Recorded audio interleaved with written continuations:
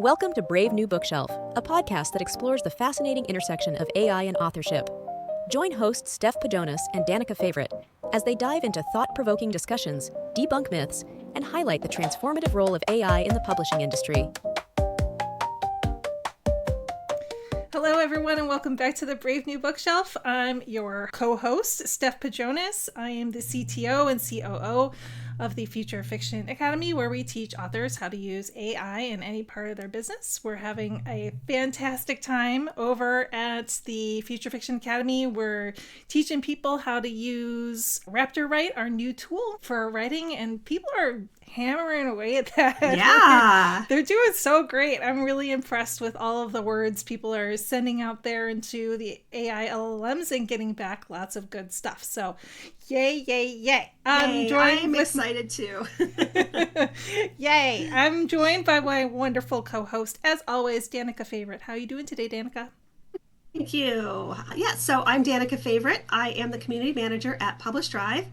And PublishDrive is here to help all authors on all stages of their author journey, whether that is distributing their books to the widest market possible, or helping do their royalty splits with other co-authors.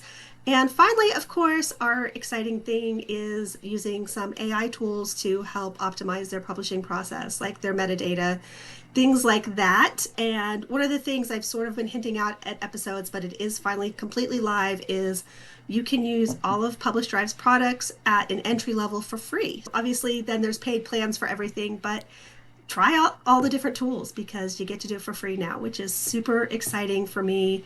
Again, call it, same thing with FFA. We want you to be able to try things and not have a huge cost to just go out there and experiment, because we believe that publishing is for everyone. And as many barriers to entry as we can get rid of, we're here for that. So today, I'm super excited to have our good friend, Jill Cooper. Steph and Jill and I have been friends for a long time. I do also a lot of work with Jill. She is one of the wives at the Writing Wives. I'm the favorite wife, by the way.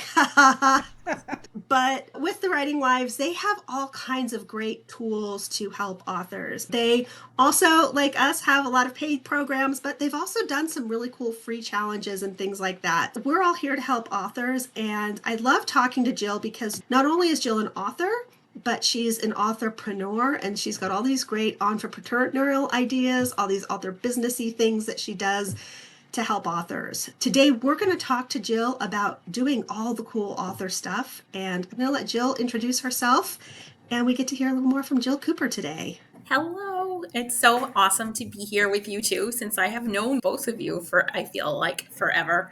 I'm Jill Cooper. I write young adult, sci-fi, sweet romance, fantasy. I have a lot of stuff going on and a lot of different pen names. I'm also married to Mel Cooper, as a lot of people know, and we run the Writing Wives together, which teaches authors mostly things about branding, ads, how to have that one-click presence on Amazon. And we are pivoting a little bit to low cost, to as low as we can get it, to help teach the fundamentals of how you be a successful author, how you can sustain it and not burn yourself out, not having to constantly be jumping from new release to new release.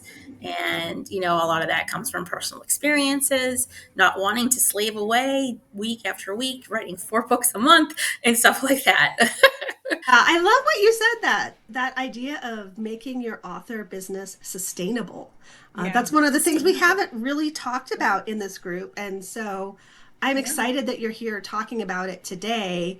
And that's what the Writing Wives does for authors, because I think with all these great AI tools and everything that we talk about in the author community, sustainability is really, really key. So what are some things that the Writing Wives does to help authors be sustainable?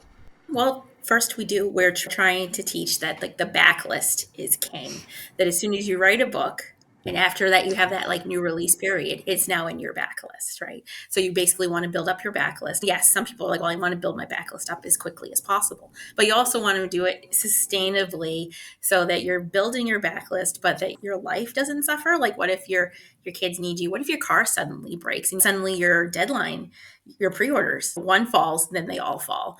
That's very stressful. So I want to teach how to basically look at your your life, how many books can you actually write a year? Not how many books can you write a year if everything went perfect, because that's not going to happen, right? And then also using genre and trope on your Amazon product page, on your covers, in like the keywords in your blurb for your genre, all things that make it easier to sell a book, either in on a Facebook ad or when people are just like browsing through Amazon, that someone will see it and just be like, that book was written for me. And that's how we do those cues, through like visual cues from the covers, and then words, different types of words in the titles and the blurbs and the descriptions that will hopefully do most of the work for you, which is basically what we're talking about. We want the work to be as easy as possible, especially in our current climate and society where everyone's looking for something easy. Everyone's looking for some escapism with fiction. And that's basically how we're framing everything now. Right. You're trying to get it to be almost as hands off as you can, right? You set it up for success and you send it out there and you're hoping that you've done enough so that it can sustain itself and like little tweaks here and there, right? Right. Yeah. Mel does a class, and then it is sort of like that. Well, now what? Like, we've given all this information, but now it's on the author's shoulders, basically, to like how to take that information and use it in their career. So we've started putting checklists and guides and workbooks behind everything that we have, whether it's a Facebook ad class or, we're doing how to build super fans like Marvel and Star Wars. Like, how do you do that at a smaller scale inside your business? So when people come into that, they'll get the workbook before the class starts, and they'll have spots to fill in these things and to brainstorm and figure out, like, well, how can I make that work for me? I don't want to do XYZ, but I could do this. And it's all about being flexible and increasing your IP and finding multiple revenue streams for things you've already written or produced. Because I think that is like one of the most important things. And obviously everyone will think, oh, audiobooks. Yes, that's great. But what can we do beyond audiobooks, And I have business friends that are now writing books, and watching how they tackle it as coming from the business world is just a different mindset than how someone I just want to write a book and I just want to make money off of it. It's fascinating just to watch how they do it a little bit differently. Yeah, that's really cool. I'm actually like, okay, is this going to be the next Writing Wife class? No, I don't want to make it different. Yeah, you never know. It is. But I do think it's a good point that when you look at your writing as a business person, as opposed to, oh, I'm a creative. You can still be a creative, but putting that business mindset is so important, because I tell people this all the time. The second I decide I'm going to write a book and put it up for sale, it's no longer just my baby. It's a commercial product, because that's what happens when you put a book up for sale. If I wanted to write a book that I was never going to sell, okay, cool, I could do whatever I want. But once I want to sell it, then I have to make some decisions that sometimes are in the interest of making that sale, as opposed to just being the creative. And it's easier to do that when you have a business mindset. A lot of creatives, like when you start calling a book a product, they get that knee-jerk, it's not a product, it's my book, it's my baby. But for people from the business world, like, you're all creating products, and that's what you sell a product. So there is that separation of, I'm a creator, I love my books, but now I'm a marketer, and now I have to think about, like, how am I going to market my product? It doesn't mean that your creativity or artistic skill is any less. It almost makes it better. But you do need to think of it as a product, of a way of that's representing of you and your business and everything you stand for. And I think once you start thinking of your books as content, as your world as content, it makes it so much easier to sell it. That shift is so hard for authors, especially somebody who's very new to this and has just been immersed themselves into their book and their world for a long time. And then they finish and they come up for air. And they're like, oh, no, what's next? Oh, I have to market the book. I have to sell the book, right? Then it becomes a product. And that mind shift is really tough for a lot of people. And then there's a lot of floundering that happens. Like, I'll try this and I'll try that. And this is where I love the fact that you guys are focused on the checklists, on the optimization of your blurbs and your keywords and your covers and all of that kind of stuff. Because if you can just get that right, then you're set on the right path. And I don't think enough authors hear that when they're first starting out and with their first book and whatnot. So hopefully we can start getting to people earlier in their careers instead of later when they've floundered all over the place for like 5 years and they're ready to give up, because I see that a lot too, unfortunately. I do see that a lot too. And everybody knows that, or that it's familiar with us, that we're basically known for Facebook ads and Facebook ad consulting. And the problem why we did the pivot is I felt like I was running into a wall, was that all authors want to run Facebook ads, no matter where they are in their career, even if they're brand new. And these people are not ready for Facebook ads. And you try to talk about their blurbs, their covers, their Amazon product page and stuff like that. And they're like, well, I just want to run ads. And we need to take a step back. Sometimes we need to fix certain things that like, because if you're paying good money to run a Facebook ad, don't spend money on a Facebook ad unless you believe in your product and it's 100% ready for a cold audience. And a lot of things we'll hear, so like, my fans love my book and they love my cover. It's like, yeah, but how many fans do you have? If you want mass appeal across, like mainstream appeal, then there's certain things we need to do. There are certain audience expectations that must be met. Your cover is not for you, it's for your audience. And if they're expecting XYZ and you have ABC, then they're not going to think that your book is for them, even if it actually is perfect. So there's lots of things like that we really want to teach. And you do hit the wall. Well, I already have that. But it's like, well, we really need to dive into it. And like, say your reader magnet, is it the best possible representation of your series you're trying to push? Or is it just something that you just happen to have and you haven't actually put the time to craft your, what I call the best marketing tool you have is your reader magnet. And so I think it should have everything behind it, including a professional or quality cover and edit, because it's so clutch. And I feel like we've been talking about reader magnets now for like 8 years and we're still like we're still talking about it. It's hard for people to be like, oh, I finished this book 1 in my series. It's awesome. And then people are just like, well, you should write a reader magnet now. And they're like, what?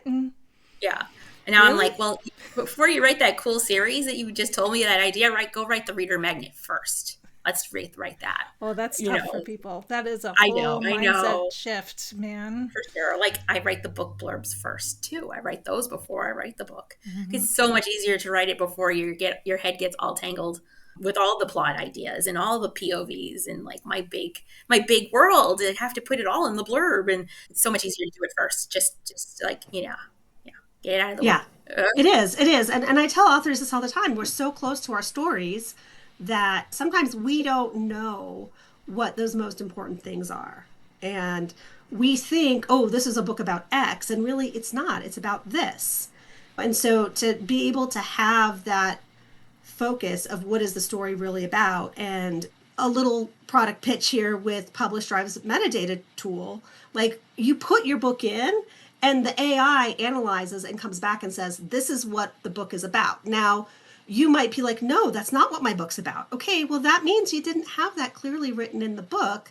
So then you have to decide, okay, is there something in my story I have to change because I made the book about this beautiful journey, or is the book really about these tropes, and these are sellable tropes, so I'm going to remarket my book with that. But going to like what you and Mal teach too, I had a great series of covers done, and I was so excited about them. And I remember Mal said, no, I don't think those are that great. I'm like, I paid a lot of money for these covers. And Mal was like, yeah, but this is what the cover tells me, and this is not what your book's about. And I was like, oh, crap, you're right. And I followed Mal's advice. I went through, I looked at the best-selling books in my genre. I went and looked at best-selling books with similar covers, and she was right. The kind of cover I had was not for the genre I had written. It stinks to have to put all that money, all that work into something, but then to realize, okay, but if this isn't what's going to sell in this genre, I would rather, again, do you want to sell books, or do you just want to have your story out? That's a valid question. I want to sell books. So it's often best, and this is what I love about what you two teach, is start from the very beginning of getting that genre, that trope, those concepts all ready from day one. So that way, you're going to be on target with the market when that book goes to market. Yeah, and all those things are fundamental. If you nail genre and trope, that helps you write Facebook ad copy. It helps you write the blurb. It helps you write your landing page. And as you're talking about covers, I would say to authors, don't fall so in love with your cover or spend so much money on your cover that in 2 to 3 years, you aren't going to do it again. Because markets change. We looked at covers like in one of the genre and cloak classes with Mal's covers for her sci-fi series. And she's like, oh yeah, my covers are now pointing to tropes that aren't in the book. They're all pointing to alien, and there are no aliens in my books at all. Even when you reach that level of constant sales, you still have to look at your covers and see, like, do I need to redo these covers to new market expectations? If you think about it, Lord of the Rings, Harry Potter, everyone knows these books exist, but they still change their covers every couple of years. And there's a reason why they do it, which you want to sell more books to people that already own your books because they want the new cover, and then also to pull in like new readers because there's new readers growing up and being born all the time, and we want to target those to them as they get interested in different genres and different series. Yeah, I think that's really important. And I even just was on a podcast yesterday where I was telling them some of the stuff that I want to do with the series that I have out right now. And I was like, but before I do any of that, I need new covers because I made these covers 5 years ago. They're not to genre anymore. And that is sacrifice you have to make sometimes. If you want to sell more books, change. And if you're okay with where things are, that's okay. But be honest about that and be honest about what your goals are. And it's okay to have different goals. So one of the things that we've talked about in changing this that I know, like for me, like I was saying about this cover series, I spent a ton of money on, and that has to be redone. And so I'm excited, of course, because I can use some AI and some things like that to get those covers, to make those improvements to the covers where I think in previous years, I would have just been like, forget it. I don't have the option. Now I can have a little more options with that with AI tools. And so I'm wondering how you're looking at that. How are you approaching AI in publishing? A little differently. Depends where I am. I do love AI art. I'm not good at prompting it, so I pay other people to prompt it for me. Like cover artists that are so like they're so amazing with their AI art. We're changing how the lighting hits, and it looks so realistic or fantastic if I'm looking at a fantasy thing. So I pay people to help me generate the kind of images I'm going for. I do use AI to write when I'm writing fiction. It's starting to happen more frequently that I'm writing at all. I spent I'm going to say 5 years completely burnt out. I got COVID, and then writing a simple sentence like a dog walked across the street was so hard. Like I could not do it. And it was just frustrating. And I hated it, every second of it. So I just stopped. I'm like, I don't like it. I'm not going to do it anymore. But then there was always this thing where you get a story idea and you're like, well, I sure wish I could write. And I would have some episodes where I would cry. I just can't do it. I want to do it, but it's just not happening. And then when I started using a little bit of Claude Novel Crafter, it's like, oh my God, like the joy is there. I train it on my previous books, like my voice for young adult, let's say. And I can't tell the difference. I sent it to Mal, and Mal was like, if you didn't tell me this was AI, I would have thought this was you, because I cannot tell. When I know, like, that's just going to keep getting better, right? Because we're still at the infancy stage of AI and what it can do. And it's just exciting. I have this crazy idea, and normally I'd be like, well, it's going to take 3 months for me to write that crazy idea. So I can't even know. But now it's like, I'm just going to try to see where it could go, and then just have fun plotting out the different scenes or the different beats. And I know it's not instantaneous. It does take work, but it's fun and it feels collaborative. And I'm just really, really just enjoying it. And then there's the business side where I use a bunch of different tools to help me create workbooks off of Mal's videos and scripts. Like I already have the scripts, so I just use mostly ChatGPT plus something called Beautiful.ai, which will make slides for you. It makes like a set of slides, and it is not enough, and they are not that great. But the different layouts are awesome, so I can just pick and choose what I want and then just modify it. So rather than just starting from a blank document or page, I have a skeletal structure, and then I can just go in there and build it out to how I want it to look. Because I have those ideas. I have trouble when it's just blank. Like, help me. Me too. I'm right there with you. I'm going to have to get the link to that because slideshows are like my Achilles heel. Like, I'm always just like, I don't know where to start. So if something gives me a skeleton, that sounds like a great idea. It was great. We were building out this class, how to build super fans, and I was very specific. I knew exactly what I wanted. So I was building it at ChatGPT saying, this is my audience. These are the things I want to hit. So it's building me basically like an outline so I can go in and write a script for Mal's class. So then I took the script and I said, well, what slides would you recommend for these? And then it changed the document. So these are the slides and this is what it should go with. And then I was like, great, now we have the slides. Okay, now let's take these slides. What would we make a workbook for the people that are watching this presentation so they can make notes and follow up? And that's basically how I did it. That probably would have taken me a week, 5 to 7 days of hard work. And I was able to do it all in like a couple hours a day. And it was just fun too. I didn't feel overwhelmed or frustrated, which I still get that way a lot since my bad COVID like 2 years ago, where I shut down sometimes. I hear you. You know, my story also coming to AI from COVID brain fog, and I still have lapses where like I have a really bad week where I just can't even think, can't form sentences. It's really hard doing a podcast sometimes when I can't form sentences, coherent sentences, but I make it work. Anyway, yeah, so I definitely feel you. The AI is there to help us and to level us up, which is what I say a lot.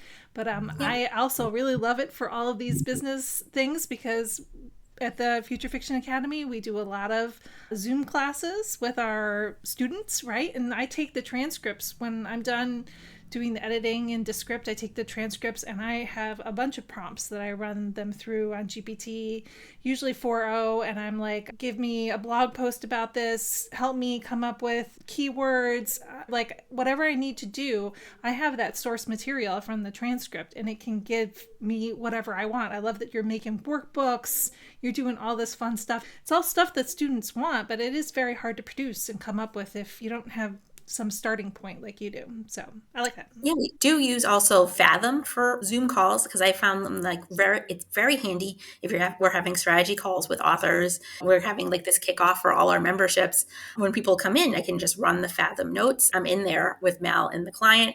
I'm highlighting like, okay, this is a highlight, and they'll just create like these little snippets, and then I create basically a to-do list based on everything everyone is saying, and then able to send them almost this full package of here's your recording, here are the highlights, here's the stuff that Mal says you need to do in the next 30 days, and just keep building that way.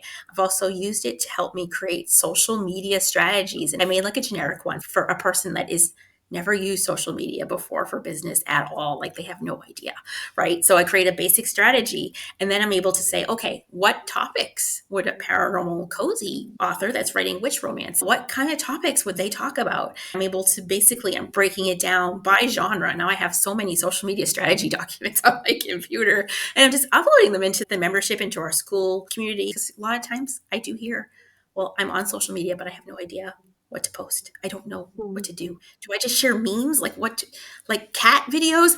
What do I do? Right. And obviously that stuff is great, but it's not going to get you fans of your genre to notice you.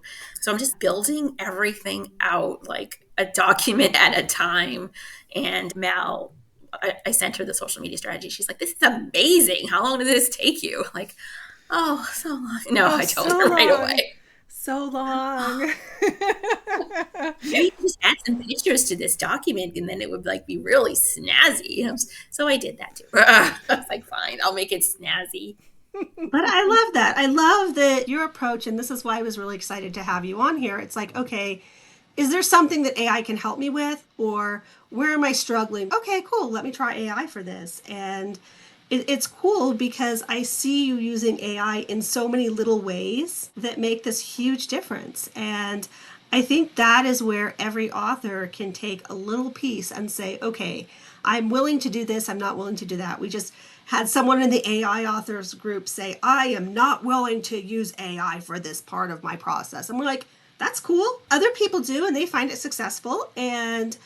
But hey, like, here's where you are using it and where you're successful. And so it isn't about everyone saying, okay, do all AI for all things. If there's pieces you love, do it. Jill, for you, you've got all these great ideas. So you don't need AI necessarily to say, tell me how to do this superfan thing, because you already had your superfans pretty well set in your head. You just went to AI and said, hey, this is my idea. Help me bring it to life. And I think that's really cool. And I feel like the more I use AI in these like little ways, the more I think, oh, I could use AI to help me with that. Like someone wants a calendar of social media posts, for like say 6 months. So I said, okay, let's Like, go I can build do it. that. Let's do Go that. build it. Like we already have the list of what you should be posting. Let's put a schedule. How often do you want to post? And she's like, twice a week. So okay, we want to post twice a week. These are the topics. Can you just make a calendar? And then I said, don't assign a month to it because I have no idea when they're going to start doing it, and leave it generic. And then we just did that. So I find the more I use it, the more I can find these little ways to do it. And just because the AI spits it out at me doesn't mean that, okay, that's the final thing. I'm going to read through it. I'm going to tweak it or change it. I had AI write my author note in my new story. And I said, this is what I want to say in my note. And then I read it and I changed stuff at the end and I put my signature moves on it. And then, so I do feel like all of the AI stuff is me. I feel like I'm just asking, like, how can AI serve me, our clients, our customers, our readers, to make things better and easier? We all want to make things easy in our lives all the time.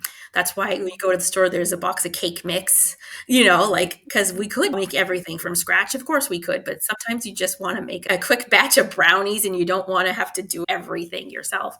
And for me, I feel like AI, it's like the same thing. I'm just looking to make life easy for me. And we're always doing that. So why is it different with this? Because I don't think it really is. Yeah, I agree. I think that needs to be the new slogan. How can AI serve me? That's so perfect. I think that's really wonderful.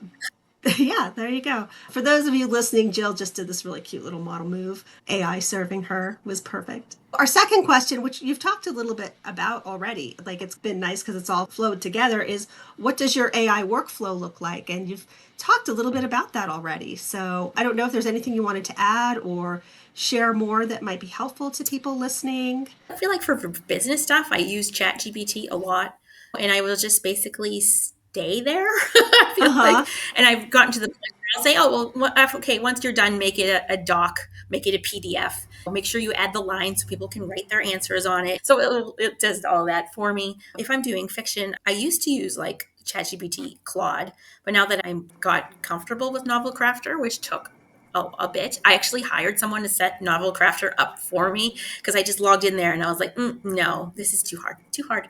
No, I'm going to hire someone and they're going to have them set my book up. And then once I see it, I'll be like, oh, okay. So that's basically what happened. I was like, oh, okay, well, that wasn't that hard.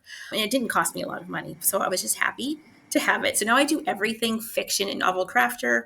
I don't do my own images. I get people to send them to me, and then maybe I'll do something in Canva with it, like to expand it or add text, but I'm not really good with text either. So I usually will have to ask Mal, like, can you do some typography for me? And then about 6 weeks later, I'll get it. Yeah. I do have revoicer.ai. I'm going to turn my new story into an audiobook to stick on YouTube. It's not really part of my workflow yet. That's something I will do after a project is over. I used to get every subscription I could to test out new things, but now I feel pretty good where I currently am. But we'll see what happens. I'm sure I will add something eventually. Yeah, that is definitely a challenge. You see all the tools, you want to learn all the tools. So all these subscriptions, it was funny, I did just let my Midjourney subscription go, and then I was kicking myself for it because everyone's like, oh, but now you can do this in Midjourney. I'm like, no, I'm not, because I am also not very good at the image generation. So it's important, though, to really think about that. You hear about all the pretty shiny tools and really finding what works for you. I love that you found someone to set up Novel Crafter for you, because I did give up on Novel Crafter. I still pay for the stupid thing. I really need to, not.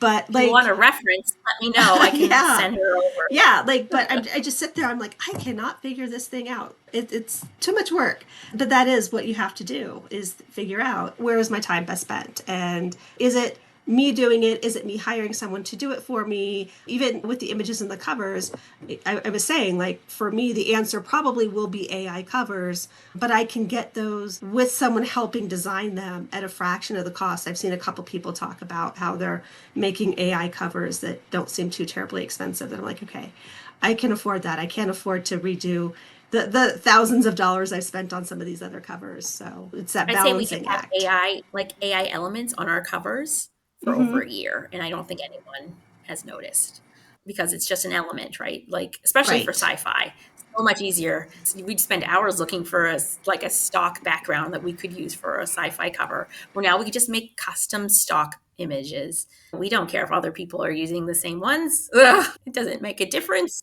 It makes it easier. It makes it more personal. Our sci-fi artist for our covers is totally like he's been using AI now for us and for himself and other clients. Like just so much easier. Just get a bridge. Oh, boom, done. Okay. Yeah. Yeah. When we had Mal made the same point where just with sci-fi covers, it's been so much easier with AI to get the images that you guys want. It doesn't have to be either or. You don't have to say just AI or no AI. It can be that blend. I think that's where the trend is going to go more towards. It's not going to be just, oh, everything's solely AI. It's going to be, okay, there's a blend. And in many cases, you won't be able to tell. Back in the day, we paid for custom photo shoots to get models no one had seen before, to get armor that looked like Mal's character's armor. And that is expensive, let me tell you. This is much easier. And those artists are still getting the money because they're putting the covers together for us. And it's just been a great working relationship. We've talked a lot about your process and things. I love that you're using AI for so many different things in so many different ways. It'll probably change next week too. Like I'll just add something new. Ugh. Yeah, yeah, but I love that, and that's what I love talking to you because like we're friends, so we do talk a lot, and it is always cool to hear. Wait, Jill's doing that. Wait, what? And so I love that there's always something new that you're trying, that you're doing.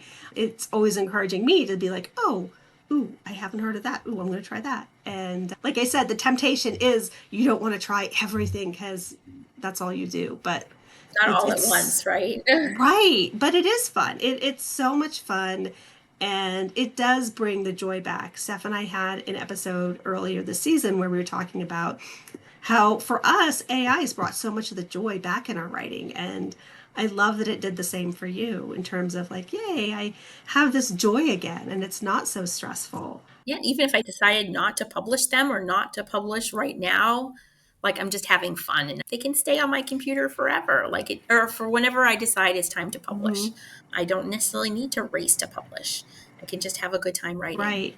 Exactly. I've heard in some of our conversations where you'll have this, oh yeah, and I was working on this little thing. I'm like, okay, hurry up, finish it. I want it. And now we can get that from you. Right? Yes. I Yeah. can finally release my grizzled bunny mech warrior sci-fi series. Bunny Mech Warrior. Okay. Yes. Excellent. I bet you. Did that come from an inspiration from Monty Python, perhaps? It didn't actually. It came inspiration from a video game I saw at PAX East last year. Oh. Versus this grizzled bunny with a carrot, like he's going off to fight aliens on some video game, and I just thought he was so cute. Like I always do cats in space. What if I did a bunny? Yeah. And I'm always pressuring her for more cats in space. So, I know, I know. I never but get invited to be in the pet space anthology, and I feel like I should be. I You love should writing cats. totally be in Pets in Space. I'll I know. put a little bug in Carol's ear for you there. Yeah, invite me out. I would love to write a cat story specifically for the anthology. I'm telling you, the cats in space, that's where it's at. But see, this is what I love is that the three of us can sit here and laugh and joke about all of our story ideas. When I can low key, high key pressure Jill about stories I want from her. And we can laugh about it as opposed to like feeling the stress of, oh my God, I have to write this thing. And now we can just laugh and be like, yeah, this is because it's fun. I used to feel that stress that Yeah. like every day, if I don't write 5,000 words and I have a kid in preschool and I have to go pick them up and then I get to spend time with them and I have to make dinner and like I only wrote 3,000 words and what am I going to do? And I'm such a failure and just let go of all of that. Yes. Yeah, just let it go. We don't need that stress anymore. No. And I learned that when I had congestive heart failure, I was in the hospital for 8 days. You got to fix this. You get off the stress train and putting so much pressure on yourself. You had to revamp all our lives just to deal with that and recover from that and not face a like, well, am I going to be dead in 10 years sort of future? I didn't want that. Oh, no, absolutely None not. of us want that. And that's how we think about how do we make a sustainable writing career and what can we do that's sustainable. And a lot of the stuff you described in your business and your business processes and the things that you're doing, which are great service to authors, that isn't sustainable without AI. Like you couldn't do all those workbooks and all of the cool things that you're doing with your different courses if you didn't have that assistant doing what you want. Now I need to hire more people to make workbooks full time or something. Yeah. And that's not necessarily sustainable either. So No, this yeah. is where these tools come in handy because they're there to help lighten the load a little bit.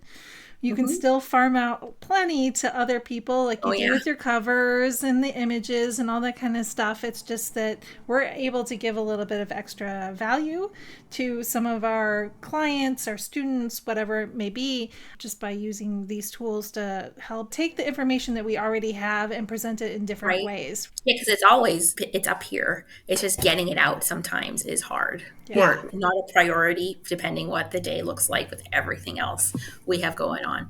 So I can do that and not at the end of it, not feel mentally exhausted. I can still go on and do other things and be around for my family or whatever it is that we're currently doing. I can write and not feel mentally just done for the day when it's over. I can switch gears faster between fiction and business and any other full-time crochet business manager and like all these things that I have to balance that we're always doing. It just makes it a lot more sustainable and fun. And so I just always want to do more. Yeah, I know. Now I get to tease you more because you have all these different business ideas and all these businesses, and your daughter who has all of her businesses, her crochet stuff and all the different things. And I think pre-AI, that to me is just absolutely exhausting. And here you are just energized by all of it. And it's exciting because the ideas in your head don't have to stay in your head. And in my opinion, part of the stress happens when you have all these things in your head and all the stuff you want to do and you don't have the bandwidth to do it. And with AI, you finally have that bandwidth, which I think is amazing. And it just makes me excited for all the things I know you have in the pipeline and all the things that you get to do. It's very exciting. And I do also think about like, well, is this project worth my time? Because 47, how many more projects can I really do? Is this worth actually investing a lot of time and energy into? And that's a question I didn't ask before I was hospitalized with heart failure. I just thought I had all the time in the world. So I feel like that really has framed how I think about things or how I tackle different responsibilities, whether I want to take it on or not. And yeah, the AI just helps make some tasks easier and faster to accomplish. And to me, AI is tech, and it's not different than any other tech that I use. Whether I don't write out by hand, I don't use a typewriter anymore. I use the computer. And I know some people like to write by hand. I'm not one of those people. I love to buy notebooks. I am. I'm just not a I have so many notebooks that are just sitting there blank because I really do not like writing and I don't like my handwriting. And I'm just like, why do I keep buying these? Because they're pretty. Right. My daughter has shelves of journals. I don't think she ever cracks them open because she's like, well, they're beautiful. Why would I write in them?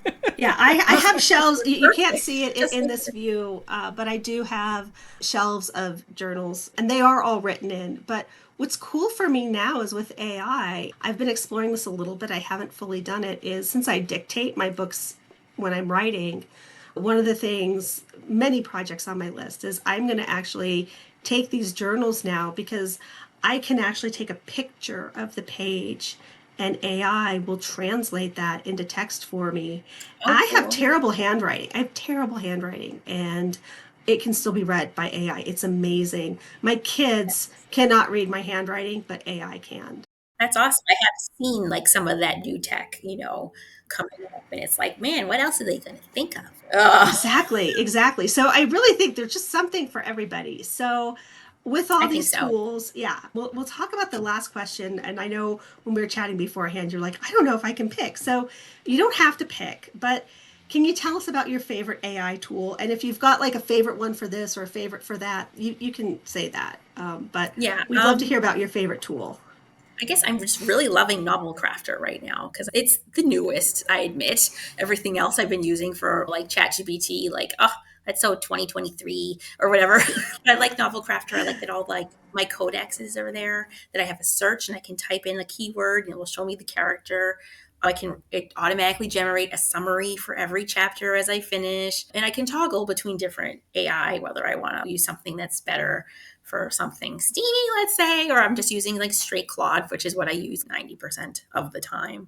And I just like the way it like structures and everything is together. And I can do a chat off a scene or do a chat off a codex and it knows what I'm talking about. So that is currently my favorite. But again, that could change. Yeah, Could change I next love week. that. I think that's valid because, again, there's new stuff all the time, and we're always learning and finding different tools and things like that. So I think it's valid to say that could change because it will. Right. It will. And I feel like my most advice for publishing is it's going to change. It's going to change next week. Just as you figure out Facebook ads, it's going to change. You have to be ready to change and go with the flow. Also, the finance aspect of the business is also like that, where you have the highs and you have the lows. And the key is to find sustainability where you can try to have almost like a field with small pitches as with the releases, but you don't want to sink to the bottom all the time. We want to help authors find that sustainability and longevity because we all see the authors that made it big and then 2 months later or a year later, like you can't find them anymore. Where did they go? Mm-hmm. I'm going to guess a lot of them burned out. A lot of them just like, well, I made the money once and I wasn't sure how to do it again. Or they just got tired and they're just like, I just had to stop because it was just exhausting. So I want more authors to find ways to do it in a sustainable way for them, which isn't necessarily what's going to work for me or for someone else, but everyone has to find their own key to figure it out and stay in it and keep joy alive. Because for me, if there's no joy, then there's no reason to do it. I agree with that 100%. We just did a podcast about finding the joy, and we think that's really important. Like, if you're not having a joyful experience doing this job, then I don't know why you're doing this job in the first place. You should probably do something else, which is why I reject this whole notion that you have to open a vein and bleed out for your craft. For your art, you need to suffer. And I reject that wholeheartedly. Crafting and doing your art should be a joy. It should absolutely be a joy. I feel like that you'll suffer for your art thing is almost as old as art itself. And it's hard to shake. Like art should be painful and you should be broke. And like, I reject all of that. Mm-hmm. I do. Yeah. I reject it as well because it's all from a completely different time period where back in the day, art wasn't accessible to the masses. All these books behind me, that would be a sign that I was an extremely wealthy woman. And now anyone can have a whole bunch of books. It's so much more accessible to people that idea of suffering, no, you don't have to suffer because anyone can have art. Anyone can create art, and so do it all and be joyful and have that art out there for anyone to enjoy, and authors should be able to make a living wage doing it. That is all part of rejecting all of those past beliefs that we've had of art that no, I don't have to be this starving artist living in an attic that's barely heated. And no, I don't have to do that anymore. Thank God. I don't like the cold. Me neither. All right, this seems like a good place to wrap up our conversation. I know that Jill has to get off to another live that's going on. So let's forgot. Yeah, you almost forgot. Right. So tell us how everybody who's listening can find you and the Writing Wives, your writing and your business stuff as well. You can find us at thewritingwives.com. Also on Facebook, if you type in the Writing Wives group, I think will probably come up. Most of my books are not available, but you can find me on Amazon under Jill Cooper, and Chris J. Pike is the name I write my sci-fi under. The other stuff, I don't know. You'll just have to guess. Well, good. I love a good guessing game, so that's fine with me. Yes. Send me screenshots. Is this you? Is this you? I will find you eventually. Yeah. And I'll eventually pop to a couple of them. I'm sure. Yeah. I'm sure. Well, thank you so much for coming, Jill. It was awesome talking to you. We're so pleased. I love talking about all these topics, so it's great to talk about them with a friend. Right, Danica? It's just so much fun to do this. Yeah, it was so much fun. I just love hanging out with you girls, you ladies. It was a big blast. For making it easy. Excellent. All right. So everybody come by the Brave New Bookshelf website. So it's bravenewbookshelf.com. Read the blog post about this particular episode, find the links of the things that we were talking about here, and go off and be creative as well. All right. So everybody, we'll see you on the next episode. Bye. Bye. Thanks for joining us on the Brave New Bookshelf. Be sure to like and subscribe to us on YouTube and your favorite podcast app. You can also visit us at bravenewbookshelf.com, sign up for our newsletter, and get all the show notes.